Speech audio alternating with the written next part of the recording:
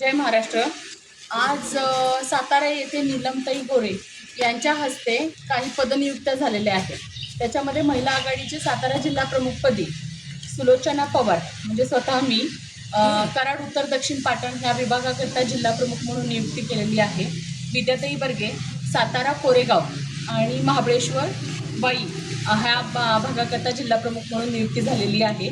तसेच श्वेताताई वाघमारे यांचा कराड उत्तर दक्षिण आणि पाटण याच्या उपजिल्हा प्रमुखपदी व आपल्या मेघा चोरगे ह्या सातारा वाई कोरेगाव विधानसभा उत्तर यांच्यासाठी उपजिल्हा प्रमुख म्हणून नियुक्ती झालेली आहे। तसेच आमच्या विमलताई सुपनेकर यांची बांधकाम कामगार योजनेच्या जिल्हाध्यक्षपदी निवड झालेली आहे।